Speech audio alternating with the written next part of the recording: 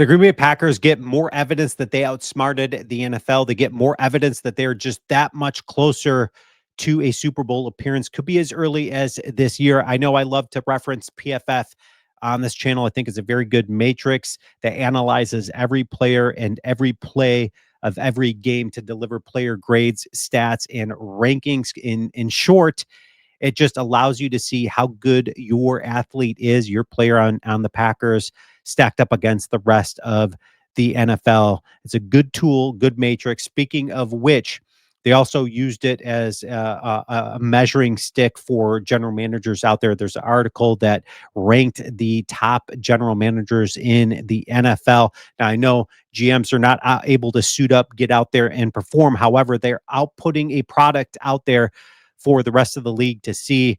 And the Green Bay Packers stack up quite nicely on this list. Howie Roseman, number one on that list. Not a shock out there. Philadelphia Eagles have been so good for quite a few years now.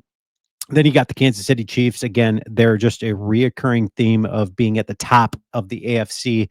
Brett Veach, a big portion and reason for that. Then you've got the Baltimore Ravens, of course, not a surprise there. Been very productive for a lot of years. And then number 4 on the list is Brian Gutekunst. Okay, so Brian Gutekunst, it says right here that going from Brett Favre to Aaron Rodgers to Jordan Love is often characterized as an unimaginable streak of luck for the Green Bay Packers. Maybe some luck is involved, but there is definitely plenty of front office skill required. Brian Gutekunst has been there through it all, joining the organization as a scout in 1999 and gradually ascending to his post as general manager in 2018. There has been some blemishes and some tough times along the way, but helping guide the Packers through the quarterback transition is an uncanny accomplishment. Couldn't agree more with that statement there. When you take a look at Brian Gutekunst having the youngest team in the league over the last 2 years, this is going to be year 3 more than likely of the youngest squad out there, and then transitioning from a Hall of Fame quarterback in Aaron Rodgers to then taking a risk with an unproven quarterback in Jordan Love, and the success that has been there for the Green Bay Packers over the last couple of years, especially when you're talking about Jordan Love and his injuries last year, and still how good that organization was. And a lot of it has to do with Brian Gutekunst. And that's the evidence that they are outsmarting the NFL, because they are doing all the right stuff with the young talent that they've got. They keep doing it through the draft. They're developing quarterbacks through the draft like they did with Jordan Love. And then you look at what they did in free agency last year, getting Xavier McKinney and Josh Jacobs, the big splashes that, probably had the biggest impact out there for free agent pickups last year. And then you look at this year, he was a little bit quiet in free agency. Well, that could have been due to the lack of talent that was out there. And maybe he just didn't want to go out there, break the bank. However, he did spend some money on Aaron Banks, a guy that I'm really hoping could pan out and can pan out at left guard for the Packers. And then you've got Nate Hobbs, a guy that is one of those guys that can be a dual threat. He can be used inside, outside. I'm excited to see what he does for the Green Bay Packers this year. Okay, so PFF put out a top 101 players from the 2024 NFL season. Let's take a look at this list of athletes, top 101 athletes per PFF.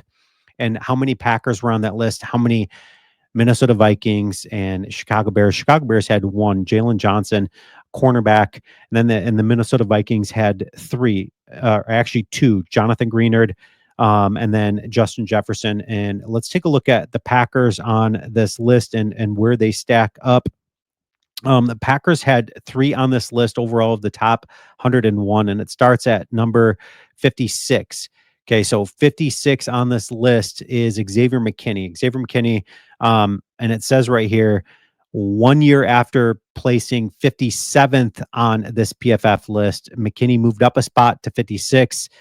This dude is a ball hawk, okay, and it just echoes that that he was a ball hawk. And former New York Giant picked off 8 passes in the 2024 season, that tied with the most with Kirby Joseph, which I hate mentioning his name. Don't like any Detroit line out there for the most in the NFL. McKinney's 90.2 coverage grade trailed only Joseph among all safeties as well. Number 55 on list, you can see, is Brian Branch from the Detroit Lions. Lions had a few on this list. I don't want to mention that.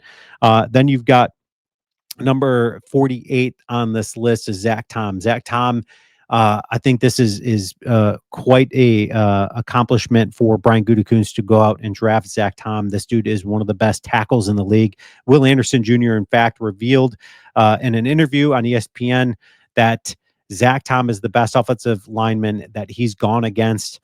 It's hard to argue that against considering how good the third year tackle has been this past season. Zach Tom's 85.8 PFF grade was sixth amongst offensive tackles in the league, while 87.8 run blocking grade trailed just behind Panay Sewell and one other. He finished the year in fourth most valuable tackle in the league, according to wins above replacement metric. That's a big accomplishment for Zach Tom.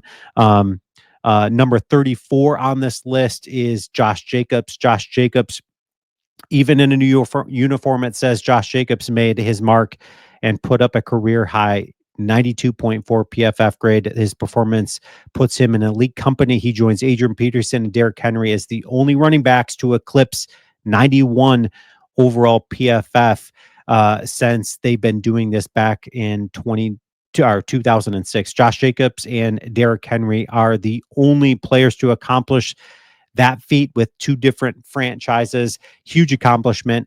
And notice two of the three guys that we have mentioned, Xavier McKinney and Josh Jacobs, were free agent pickups for Brian Gutekunst this last offseason. So looking ahead to 2025, and when we're looking at this list come next year, I think there's going to be some new additions on that top 101 list for the Green Bay Packers, starting with linebacker Edgerrin Cooper. This dude is crazy talented. Gutekunst drafted him in the second round. This is going to be one of the better linebackers in the league. Give it a year or two. I think he could even make it there this year. I think another guy that you're going to see on the list is going to be Elgton Jenkins. Jenkins moving from guard to center. Now, he's already a very gifted guard in the league.